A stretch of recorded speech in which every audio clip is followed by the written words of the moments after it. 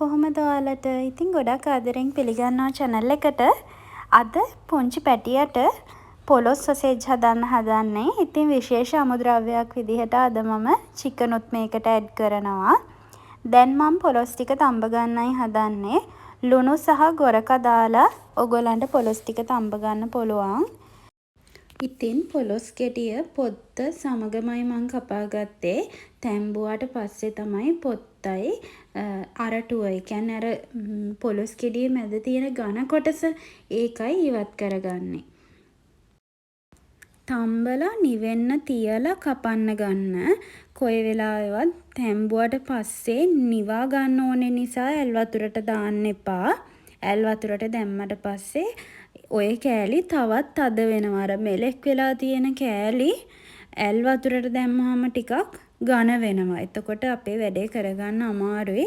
කොයි වෙලාවෙවත් ඒ දේ නම් කරන්න එපා. ඉතින් ඔයාලට කියන්න ඕනේ මම ෂෙෆ් කෙනෙක්වත් කුකින් ප්‍රෝග්‍රෑම් එකක් කරන කෙනෙක්වත් නෙවෙයි. ඔයාලා දන්නවනේ මම චූටි දුවෙක් ඉන්න අම්මා කෙනෙක්. ඉතින් එයාවත් බලා ගන්න ගමන්, ගෙදර වැඩත් කරන ගමන් තමයි මේ පුංචි වීඩියෝ හදලා ඔයාලත් එක්ක ෂෙයා කරගන්නේ. ඉතින් මගේ අත්දැකීම් සහ මම චූටි දුවට හදන දේවල් ඔයාලත් එක්ක මම බෙදාගන්නේ. සමහර වෙලාවට වීඩියෝ එකේ අපැහැදිලි තැන් නැති, සමහර වෙලාවට හරියට පේන්නේ නැතිව ඇති, සමහර විට වොයිස් කරනකොට මගේ අතින් පුංචි වැරදි වෙන්න පුළුවන්. ඉතින් ඒ හැම දෙයකටම ඔයාලගෙන් සමාව ඉල්ලනවා. සහ ඔයගොල්ලන්ට ප්‍රශ්න තියෙනවා නම් කමෙන්ට් සෙක්ෂන් එකේ දාන්න. මම අනිවාර්යෙන් ඒ කමෙන්ට් වලට රිප්ලයි කරන්න ඔයාලා වෙනුවෙන් වෙලාව වෙන් කරගන්නවා. මම මේ ඉවත් කරන කොටස් දෙක වීඩියෝ එකේ ළඟටම කරලා මම පෙන්නන්නම් මෙන්න මේ විදිහට.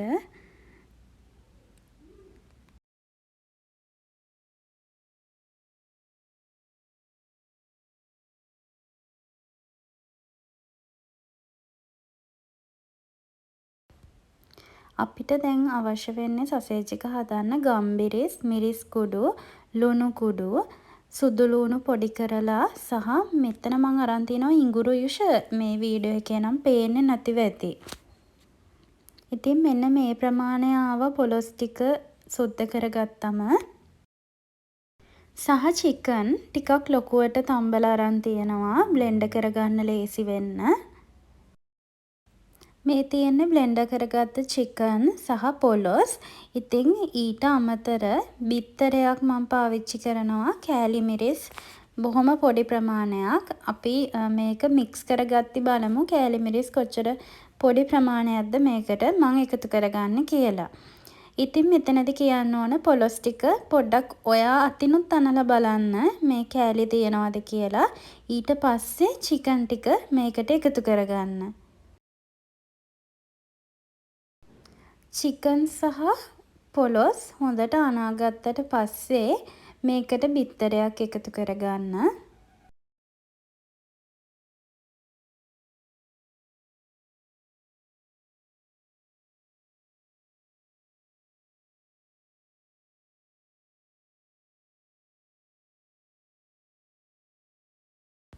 මම මෙතනදී කහ චුට්ටකුයි කෑලි මිරිස් පොඩ්ඩකුයි එකතු කරගන්නවා. පාට ගන්න තමයි මං කහ චුට්ටක් එකතු කරගන්න හිතුවේ. ඉතින් ඔයගොල්ලන්ට මෙතනදී මිරිස්, කෑලි මිරිස් කිසිම දෙයක් පාවිච්චි කරන්න නැතුව ඉන්න පුළුවන්.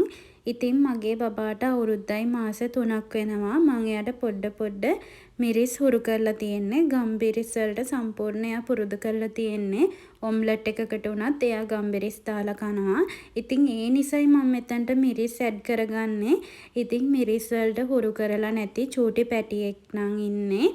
ඉතින් මිරිස් දාගන්න එපා. එහෙම වුණොත් ඔයා හදන මේ සොසේජ් එක බබාට කන්න අමාරුයි.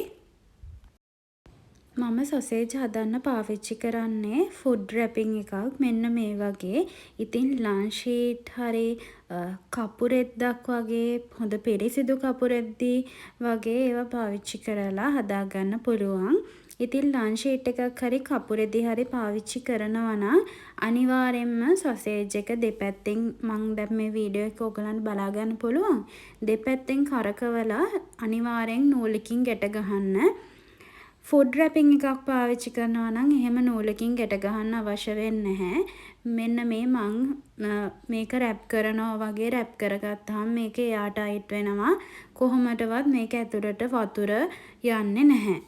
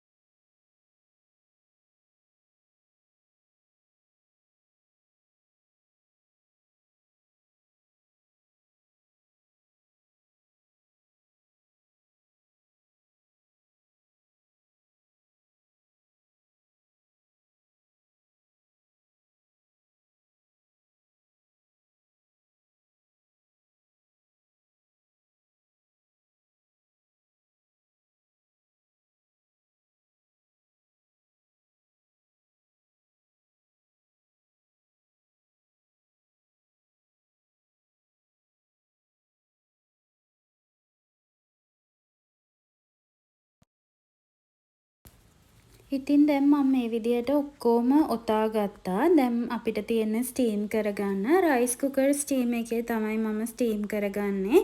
එකක් ළඟ එකක් හොඳට හේතු වෙන විදිහට අතුර ගන්නවා ගැලවෙන්නේ නැති වෙන්න. කොහොමත් ඒක ලෙහුණත් අපි අර ඇලවෙන්න වගේ මේක ඔතාගත්ත නිසා මේක ඇතුළට වායු බුබුලු යන්නේ නැහැ.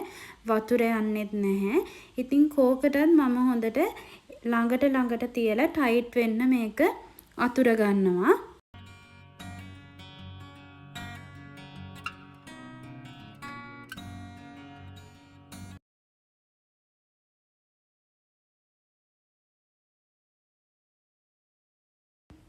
විනාඩි 30ක් ස්ටීම් වෙලා ඉවර වුණාට පස්සේ හුමාලේ පිට වෙන්න පියන චුට්ටක් ඇරලා තියන්න. නැත්නම් ස්ටීමර් එක අයින් කරලා තියන්න පුළුවන්.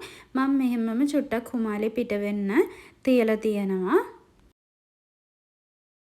මම මේක බොක්ස් එකකට දැන් අතුර ගත්තා නිවුනට පස්සේ. ඉතින් ෆුඩ් රැපින් එකකින්ම කවර් කරලා මම මේක දැන් ෆ්‍රීසර් කරන්න හදන්නේ. ඉතින් දැන් වෙලාව රෑ 7යි වගේ. පහුවෙනිදා උදේට තමයි මට මේක ඉතින් බලන්න වෙන්නේ. මේ උදේ මේක දැන් හොඳටම ටයිට් වෙලා තියෙන්නේ. ඉතින් පැය 5ක් විතර ෆ්‍රිජ් එකේ තියලත් එළියට ගන්න පුළුවන්.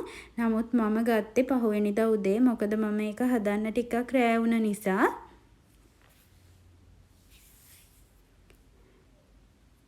දැන් අපිට තියෙන්න මේක මේ විදිහට අර අපේ ෆුඩ් රැපින් එක ඉවත් කරගන්න. දෙපැත්ත කපලා අපිට ගලව ගන්න පුළුවන්.